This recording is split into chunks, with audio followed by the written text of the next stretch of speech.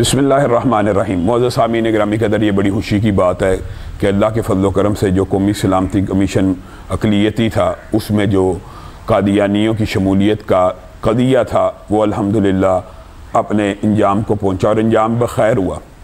ہم نور اللہ قادری صاحب سے یہ بات کہنا چاہتے ہیں کہ یہ آپ نے جو نوٹیفیکیشن جاری کیا بے شک مسلمانان پاکستان کے دلوں کی آواز ہے، لیکن آپ یہ بھی پروب ضرور کریں کہ آپ کے ناک کے نیچے وہ کون سے لوگ ہیں جو آپ کو بتلائے بغیر ایسی حرکتیں کر لیتے ہیں۔ جسٹس شوکت صدیقی نے پہلے بھی ایک کمیشن بنایا تھا جس کے اندر انہوں نے ختم نبوت کی ترمیم میں چھیڑ چھاڑ کرنے والے مجرموں کو بے نقاب کیا تھا۔ وہ رپورٹ آج بھی موجود ہے، تو آپ بھی اپنی وزارت کے اندر صرف ان کو نکالنے کے اوپر بس نہ کریں بلکہ وہ تمام عناصر کو کیفر کردار تک پہنچائیں جنہوں نے یہ شرارت کی ہے۔ یہ مسلمانوں کے لیے بڑی خوشی کی بات ہے، اور میں تمام ختم نبوت کے مجاہدوں اور سپاہیوں کو سلام پیش کرتا ہوں کہ انہوں نے بھرپور آواز اٹھائی جس کی وجہ سے یہ معاملہ بخیر و خوب بھی انجام کو پہنچا۔ ایک اور وضاحت میں یہاں پہ کرنا چاہتا ہوں کہ مرزا محمد علی جہلمی کے بعد ساتھیوں نے مجھے رابطہ کیا اور انہوں نے کہا MTA جو مسلم ٹیلی ویژن احمدیہ کمیونٹی کا ہے، اس کے نام کے مطابق ایک چینل تو موجود ہے لیکن وہ احمدی نہیں چلا رہے، وہ قادیانی نہیں چلا رہے، تو ہم کوئی ڈٹھائی کے اوپر مرزا صاحب کی طرح آئیں بائیں شائع کرنے والے لوگ نہیں ہیں۔ جب انہوں نے یہ بات کی میں نے اسی وقت اپنے سوشل میڈیا کے اوپر اس کی وضاحت کر لی کہ تقریر سے یہ حصہ حذف کیا جائے۔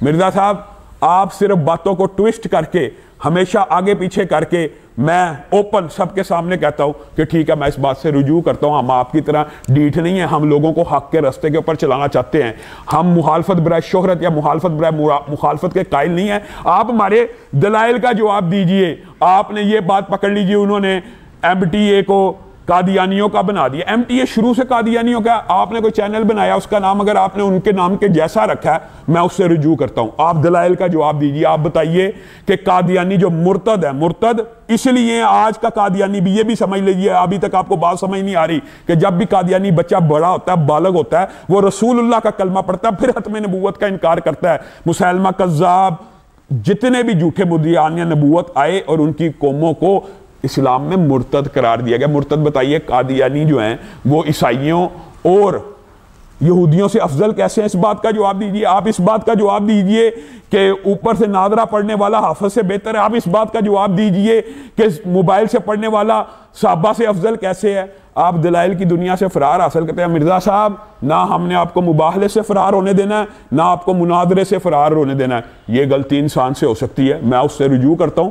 آپ اور یہ بھی بات سن لیجئے، ہم آپ کو بھی یہ چاہتے ہیں، آپ آج احترام صحابہ کرنا شروع کر دیں، احترام اسلاف کرنا شروع کر دیں۔ اللہ کی قسم ہم آپ کو بھی گلے لگانے کے لیے تیار ہیں، ہمیں آپ سے کوئی ذاتی رنجش نہیں ہے۔ ہم یہ چاہتے ہیں آپ لوگوں کو صحابہ کے خلاف نہ ورگلائیں، آپ قادیانیوں کی سہولت کاری کا کردار نہ کریں، آپ قادیانیوں کی سہولت کاری کا کردار نہ کریں۔ یہ جو مرتد ہوتا ہے یہ سب سے نچلے درجے میں ہوتا ہے، مسلمان اعلیٰ درجہ اہل کتاب اس کے بعد کا، اس کے بعد ہندو، سکھ، پارسی، مجوسی، اور مرتد کو تو اسلامی معاشرے میں جینے کا حق نہیں۔ اس حوالے سے ہم پہلے بھی ویڈیو ریکارڈ کرا چکے ہیں۔